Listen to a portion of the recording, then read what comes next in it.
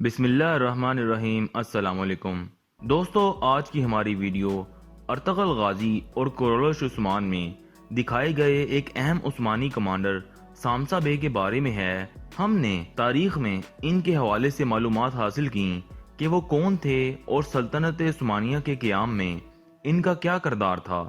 اس سے پہلے آپ سے درخواست ہے کہ تاریخی اور معلوماتی ویڈیوز کے لیے ہمارا چینل ضرور سبسکرائب کریں۔ دوستو، تاریخ میں سامسا بے کو ارطغرل غازی کے قریبی اور وفادار ساتھی کے طور پر بیان کیا گیا ہے۔ وہ ایک لمبے عرصے تک ارطغرل غازی کے ساتھ رہے۔ ارطغرل غازی کی وفات کے بعد ان کا ذکر عثمان غازی اور ان کے بیٹے اور خان غازی کے دور حکومت تک ملتا ہے۔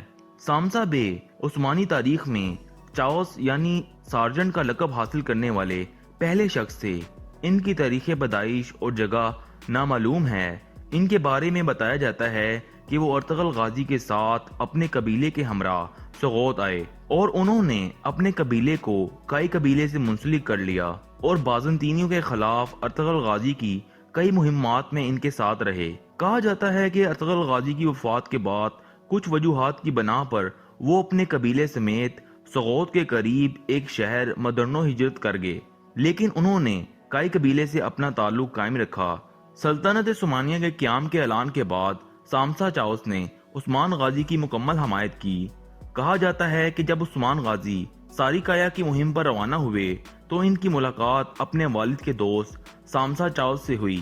سامسا بے ان علاقوں سے بہت اچھی طرح واقف تھے۔ انہوں نے عثمان غازی کو اس خطے کے مختصر ترین راستوں اور کمزور علاقوں کی نشاندہی کی اور عثمان غازی کی فتح کو یقینی بنایا۔ تاریخ میں ہمیں سامسا بے اور عثمان غازی کے آپسی اختلاف کا ذکر بھی ملتا ہے۔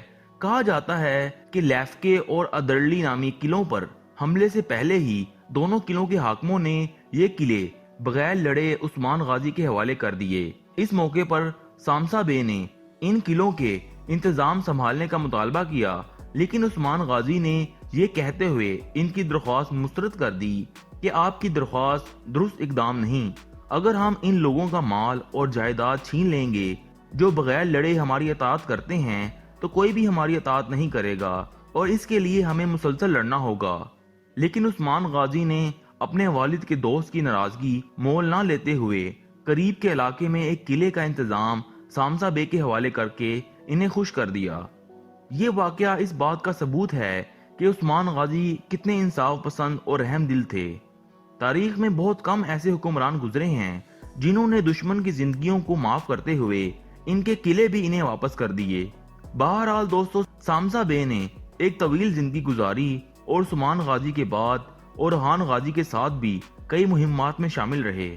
تاریخ دان ان کی وفات 1330 عیسوی کے بعد کے زمانے میں قرار دیتے ہیں۔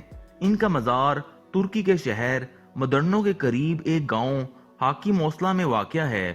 یہاں میں یہ بتاتا چلوں کہ عثمانی تاریخ میں سامسا چاوس نام کے ایک ہی شخص کا ذکر ملتا ہے۔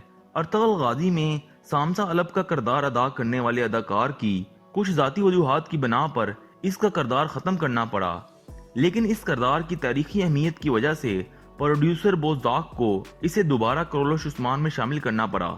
لیکن اب اس نئے اداکار سے بھی پروڈیوسر بوزداق کے اختلافات کی خبریں ہیں اور سامسا بے کورولوش عثمان سے بھی غائب ہیں۔